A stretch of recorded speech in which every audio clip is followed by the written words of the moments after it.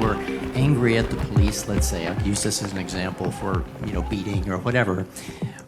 There's nothing that stops us from, we'll call it invite a cop to dinner.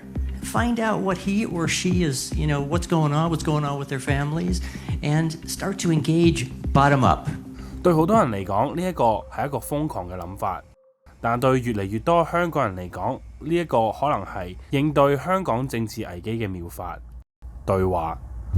林鄭月娥同佢嘅政治團隊經常表示，暴力持續就冇可能對話。另一方面，抗爭者主張用武、戰鬥作為表態嘅重要手段，難以令坐低對話變成一個選擇。依然有民間組織論壇探討香港未來之路。有國際調解專家指出，政府同抗爭者嘅主張都唔可取。Now, not all processes start with the parties having given up violence. They may, in fact, only come to that in the course of the conversation. You don't necessarily take violence out of it in the first place. 簡言之，對話唔需要先決條件，參與者唔一定停止爭取佢哋想要嘅嘢。對話亦都可能係另外一種對策。Violence, after all, is still a strategy. And that when you're dealing with a state who has all the power, and you feel like you have no choice, they will cling on to that strategy. So how do you then move them towards moderation? Again, provide an alternative to violence.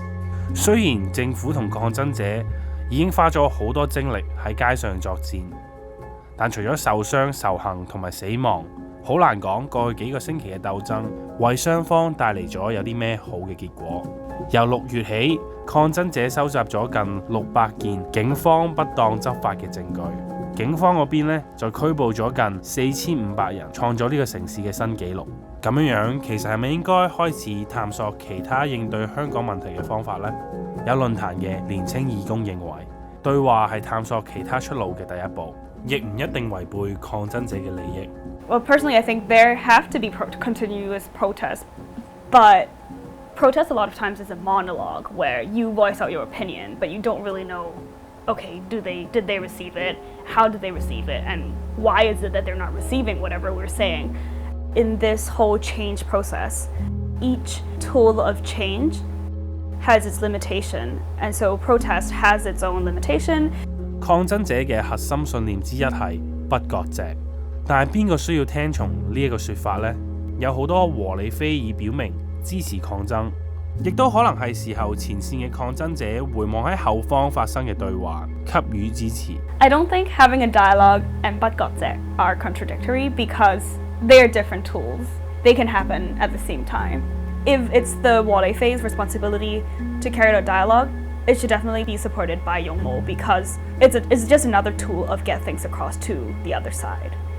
一開始對話可能聽起嚟好不可思議或者好荒謬，但一旦開始咗呢，就能開啟初中而戰嘅全新方法。Recently in Lebanon, women protesters actually made food and go and give it to the soldiers and the police. It was really fascinating. They gave flowers and food, take it to the police. 有時候請警察食飯，可能係持續制度變革嘅最好方法。